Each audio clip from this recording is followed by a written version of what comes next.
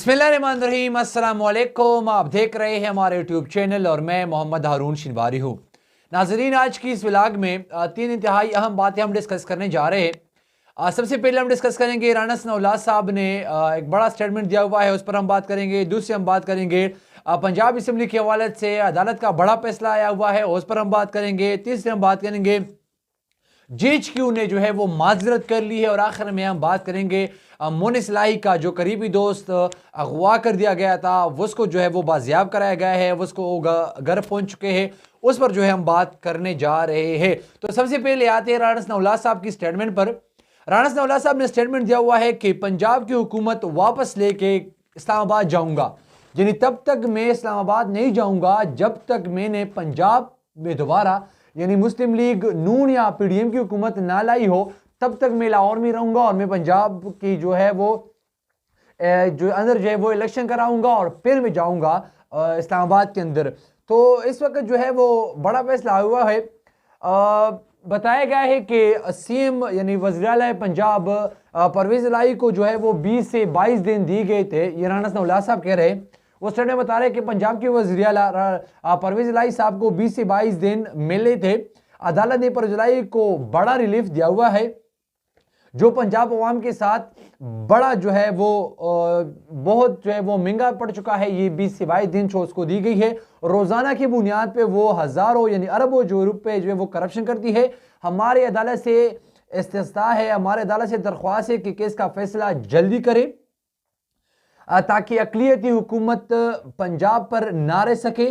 परवेज़ इलाही के पास जो है वो 186 अरकान नहीं है, वो किसी सूरत एतमाद का वोट नहीं ले सकते। हमारे पास 179 वोट है, रन ऑफ इलेक्शन में जो है वो हम कामयाब हो सकते हैं। 186 हमारे पास भी नहीं है और उसके पास भी नहीं है। ये एक इंपॉर्टेंट स्टेटमेंट है जो राना सनाउल्लाह साहब ने दिया हुआ है। वज़ीर दाखिला राना सनाउल्लाह साहब बताते हैं कि हमारे पास भी 186 मेंबर्स मौजूद नहीं है और परवेज़ इलाही साहब इसलिए एतमाद का वोट नहीं ले रहे क्योंकि उनके पास भी 186 मेंबर मौजूद नहीं है। हमारे पास 179 मेंबर है, उनके पास ऐसे भी कम है।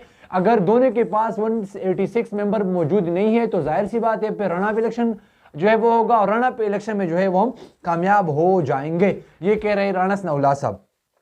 दूसरी जो सबसे अहम बात है वो ये है कि आज अदालत ने बड़ा फैसला किया हुआ है, क्योंकि आपको तो पता है कि गवर्नर पंजाब वलीउर रहमान साहब ने वज़ीर-ए-आला पंजाब चौधरी परवेज़ इलाही साहब को डीनोटिफाई कर दिया हुआ था। पहले उसने एतमाद का वोट का कहा था, फिर वज़ीर इलाही ने एतमाद का वोट नहीं लिया। इसके बाद 2 दिन गुजरे, 2 दिन के बाद गवर्नर साहब ने जो वज़ीर-ए-आला को डीनोटिफाई कर दिया। डीनोटिफिकेशन की 24 घंटे के अंदर अंदर अदालत ने फैसला सुना दिया कि डीनोटिफिकेशन गैर आईनी और गैर कानूनी है। लेकिन 11 जनवरी को ये जो 23 दिसंबर को ये वाक़या हुआ था, अदालत में ये केस चल चुके थे। फिर अदालत ने 11 जनवरी का टाइम दिया कि 11 जनवरी पर दोबारा समाअत होगी और उसके 11 जनवरी के अंदर वज़ीर-ए-आला साहब ने जो है वो एतमाद का वोट लेनी है। लेकिन बहरहाल उसने नहीं ली। आज अदालत में लाहौर हाई कोर्ट में जो है वे परवेज़ इलाही की वकील ने बताया कि एतमाद का वोट लेने के लिए वक्त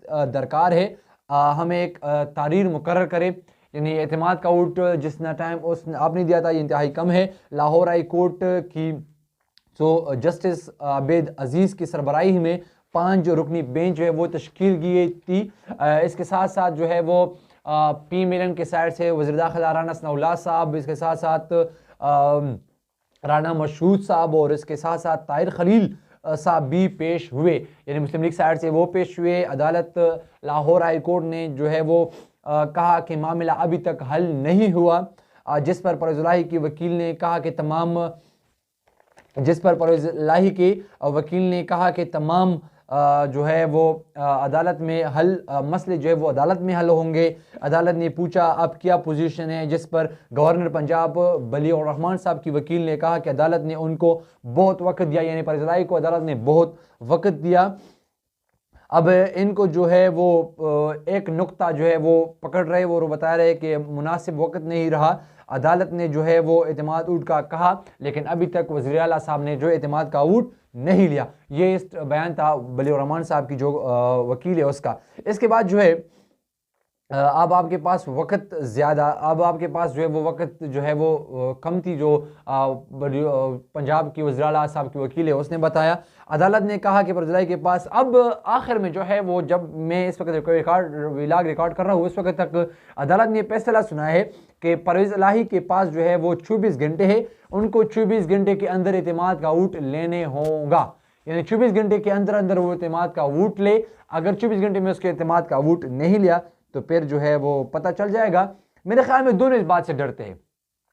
पाकिस्तान तहरीक इंसाफ यानी परवेज़ इलाही की जो लोग हैं वो भी एतमाद के वोट से डरते हैं, और पी मिलन का साइड जो वो भी डरते हैं, क्योंकि दोनों के पास नंबर मेरे ख्याल में पूरे नहीं है। और जब नंबर पूरी नहीं है तो फिर आपको जाहिर सी बात है डरना तो होगा। इसके साथ साथ जो अहम बात है वो ये है कि कुछ दिनों पहले मुनीस इलाही साहब की जो करीबी दोस्त था अहमद फारन जो है वो उसको जो है वो कुछ गायब कर दिया हुआ था अचानक जो है 4 दिन पहले लाहौर के जो है वो गार्डन टाउन से। फिर उसका कुछ पता नहीं चला। FIA वाले जब से पूछा गया उसको पता नहीं था, पुलिस से जब पूछा गया उसे पता नहीं जो है वो नहीं चल सका। फिर अदालत ने बताया कि चलो आप सबको तो पता नहीं, तो फिर अगवा का केस से आप जो है उसको बाजियाब करा दे।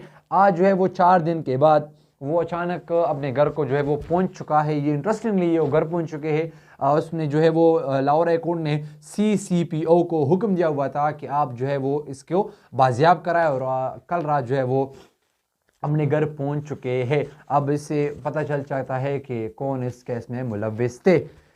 तीसरी जो मैं बात डिस्कस कर रहा हूँ वो ये है कि GHQ यानी जनरल हेड क्वार्टर ने कराची और सिंध के अंदर बल्दियाती इंतखाबात जो 15 जनवरी को होने हैं उससे स्टेट जो सिक्योरिटी तैनाती है उससे मुआज़त कर ली है। और उसने बताया GHQ ने कि वज़ारत दाखिला को 15 जनवरी को फ़ौज और रेंजर तैनाती का जो कहा है वो हम नहीं दे सकते, बल्कि स्टेट जो सिक्योरिटी है, स्टेट जो तैनाती है वो सूबे का काम है, सूबाई हुकूमत का काम है कि वो स्टेट तैनाती करे, और उसके ज़िम्मेदार वो है। सिविल आर्मी और रेंजर जो है फ़ौजी जो है वो सिर्फ और सिर्फ दूसरे और तीसरे जो है वो तैनाती पर हो सकते हैं। और उसने ये बताया कि फ़ौज अभी जो है वो बॉर्डर पर है, मुल्क के अंदर तैनात है। और उसने बताया कि इलेक्शन कमीशन ने 8,926 जो है वो हसास करार दिए पुलिस स्टेशन। उसने बताया कि कोई भी पुलिस स्टेशन जो है वो उसने नॉर्मल नहीं करार दी। इसके साथ साथ 2,395 पुलिस स्टेशन इंतहाई हसास करार दिए हुए सिंध के अंदर, यानी हैदराबाद और कराची के अंदर जो बल्दियाती इंतखाबात होने हैं, जिस पर जो है वो 20,000 के करीब रेंजर्स और पुलिस फौज है वो तैनाती कर सकती है। वजारत दाखिला जो है वो पहले से नोटिफिकेशन जारी कर दी गई है। अब आप सोचते होंगे कि स्टेट तैनाती क्या है और दूसरी तीसरी पोजीशन पर तैनाती क्या है। स्टेट तैनाती ये है कि आप जो है वो पोलिंग स्टेशन के अंदर जो है वो फौज और रेंजर को तैनात करें। इससे जो है वो GHQ ने माजरत कर ली है। और दूसरी तीसरी पोजीशन मतलब अगर हालात ख़राब हो जाए, खुदा न खास्ता अगर हालात बिगाड़ की तरफ जाए, तो फिर रेंजर और फौज जो है वो आपके लिए दस्तयाब होंगे। अभी तक लिए इतना ही। अगली व्लॉग ले दीजिए इजाज़त। अल्लाह हाफिज़।